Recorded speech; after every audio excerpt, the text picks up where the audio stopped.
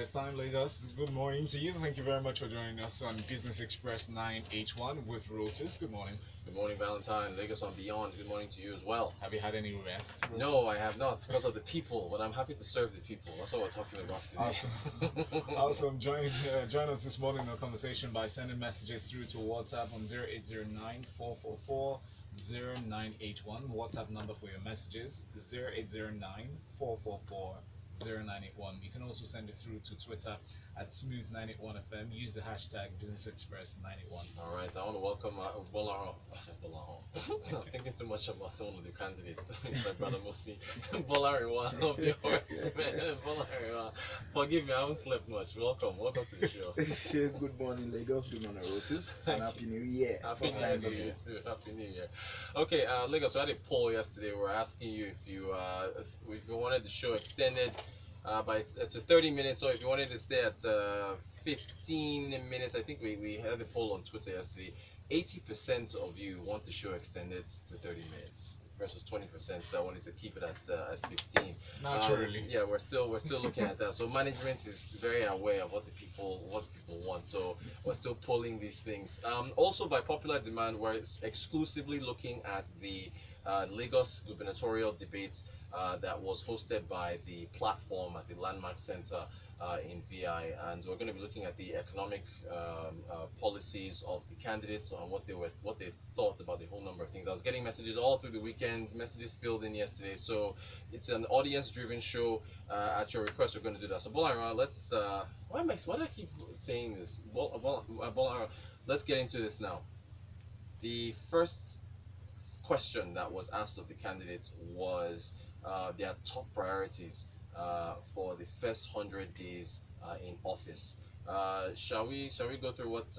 Okay, sorry. Let me actually go through the candidates. The Action Democratic Party candidate Babatunde Badamosi, the APC candidate Mr. Sanwo-Olu, and then the PDP candidate Jimmy Agbaje, and then the Alliance for Democracy candidate Owolabi Salas. Those are the four candidates that were there. First, let me ask you: did any particular candidate stand out? Yeah.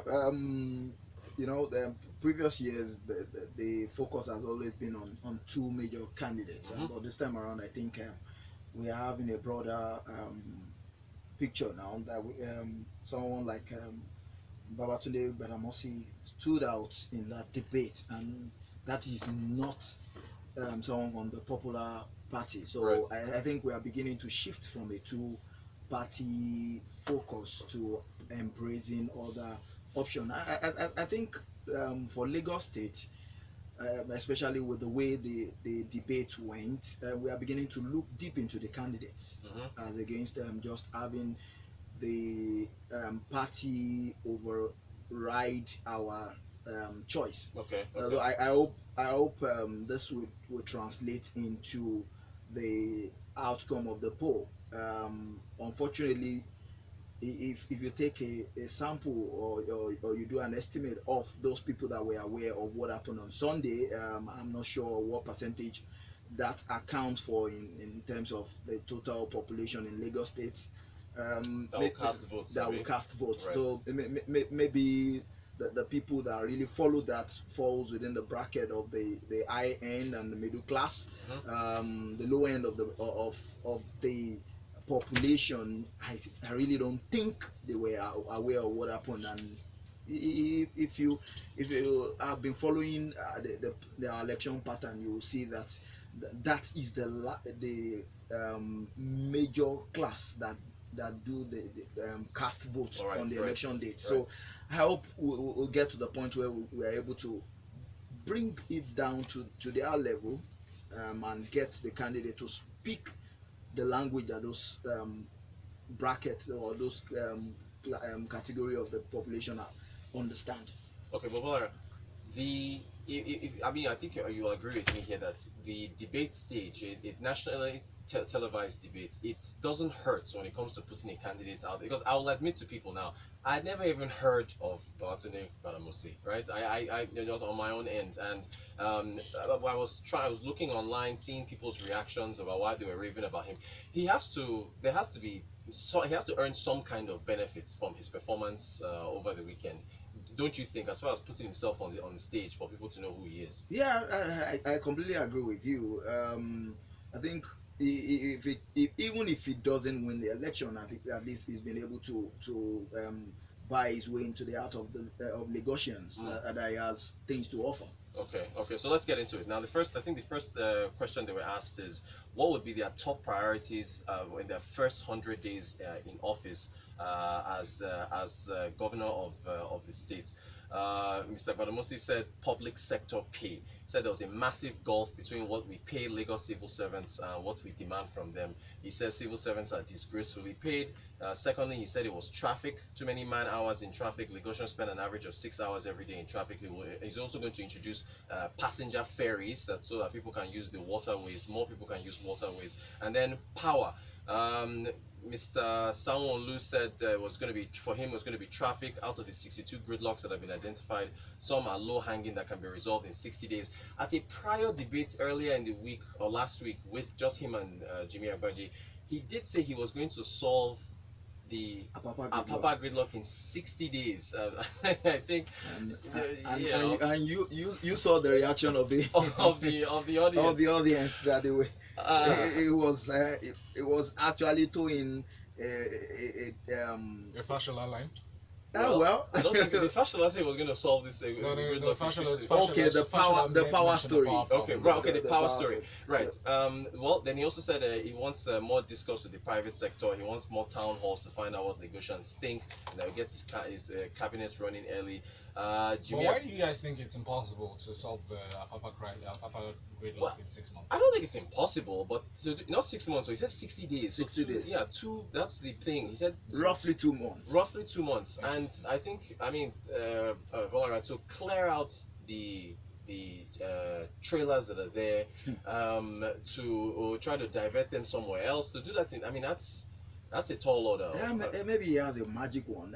Really, even the federal government has been struggling with this. Right. You recall that sometimes towards the end of last year, we saw the intervention of the Navy or the military tried to at least put great sanity within that space. Okay. But I know the Apapa gridlock challenge goes beyond. I'm not sure how he can get that solved within 60 days, but the truth is we need infrastructure to decongest that port. If we have, for instance, the port within the Lekki Free Trade Zone port come on stream, maybe we can have a huge chunk of the activity that we have at the Apapa diverted towards that area, and with that easily we will be able to solve the problem within that space significantly. But I don't know what will be done, what he intends to do in 60 days. He didn't provide the details, so I hope he's just like Valentine has said. I don't hope he won't be like the fasciola story of going back on his commitment to Lagosians. All right, real quick. But you know, unfortunately, one thing that we didn't hear them talk about is the refuse disposal, the waste management in Lagos, right? Because that is a major crisis in Lagos now. We didn't hear any of the candidates speak to that, right? And that is one thing that I believe that if they're serious about creating an impression within the first 60 days in office, that is an area that they need to tackle, because we are dealing with an epidemic here. Right, like cholera and so on. Okay, wait. What about spending? I know Lagos's 2018 budget is about 1 trillion, I believe, or 1.04 trillion euros. So it's a pretty heavy budget. Mr. Badamosi's plans to increase civil servants' pay. Also, if we look at Mr. Owolabi Salis, when he talked about his first 100 days in office, again, Mr. Owolabi Salis is from the Alliance for Democracy Party. He said he was going to introduce ward executive councils in every ward. He's also going to appoint a special council in each ward, which is coming out to about 50 or so that they can address issues there. When you talk about increasing civil servant pay, you talk about adding ward executive councils. That's an increase in the wage bill. I know Lagos is 20% or so of IGR of the entire country or whatever, but don't you think there might be some issues addressed there, or that some issues they will face in trying to increase pay for these plans that they have? Definitely. I think we are we gradually need to get to the point where we hold our leaders responsible for the two sides of their so-called balance sheets. So you're talking about expenditure. How do you want to grow revenue to match your proposed expenditure?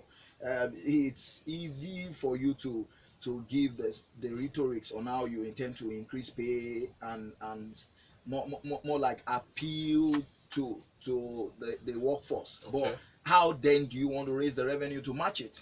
Don't forget that they also have points that they reeled out with regards to infrastructure. So if you are going to increase spend on infrastructure, and you are also going to increase your expenditure on the recurrent side, how do you want to meet this obligation if you don't have the strategy to increase your revenue? I think that aspect was really not dealt with. I know they had some points around taxes, but I think the focus during that debate was on how they were going to stem down the incidences of multiple taxation, which meant that if you have to stem that down, it will impact on the volume of money that you are able to raise. So in terms of growing their income, that really wasn't dealt with at that debate. Okay, speaking of which, I don't know if you can tell us what your highlight was. This was my highlight when they went to healthcare. So the question was asked on panelists. It's been estimated that on average 10 to 15 doctors in the Lagos State Health Service Commission leave the service on a monthly basis, and equal or higher number leave at the federal level. This exodus had led to at least one doctor to 2,500 to 4,000 patients. If elected governor, what practical steps do you take to reverse this trend of the leaving? Mr. Balamosi, he said that, okay, look, doctors in the US are paid on average $200,000 a year. He said he would offer fresh graduates in Nigeria the equivalent of $50,000 a year, which comes to 18.2 million in salary, in order to entice them to not leave. And also for specialist training, he said that would be increased across the board. Well, what are your thoughts there? Oh, well, the how wasn't really dealt with, the how. So you find nice rhetorics, but we need you to speak to the how. The truth is, what I observed from their discussion on healthcare, virtually all the candidates told us the same statistics that we all are aware of. But the truth is, the key issue that have been leading to the exodus of doctors from this market is the fact that they are looking for a greener pasture. The welfare, they are looking for a good working condition. They are looking for better pay. So yeah, but Amosi made an attempt at it, but he also still didn't speak to the how. So you want to increase the pay, but how do you want to generate money to deal with that? We'll have to wrap up, Bolarinwa. Any other highlights for you from the debate? Yeah, unfortunately, the aspect of education also wasn't really dealt with as you would expect. I know one of the points that they made was the fact. I think it was also Baramosi that made a very solid point around the fact that you need to have schools within the environment, community. You don't have to get students traveling a long distance for them to go to school. It's not too healthy for them. Maybe if you have schools within the community, which used to be the practice before, you may encourage those children that are currently out of school to come back to school. I think he had some interesting points, but the how was the point. Because final point, to build more schools, you have to spend more money. You have to spend more money. Bolarinwa of 1/3 of the Horsemen, thank you so much for joining us today on this special edition looking at the gubernatorial debate. Valentine, you survived. We did. I'm glad. Lagos, thank you very much for paying attention to this and stories, and of course, do well to get your PVC because that's what's really paramount. Yes, indeed. At 7:30, we'll talk in detail of the newspaper.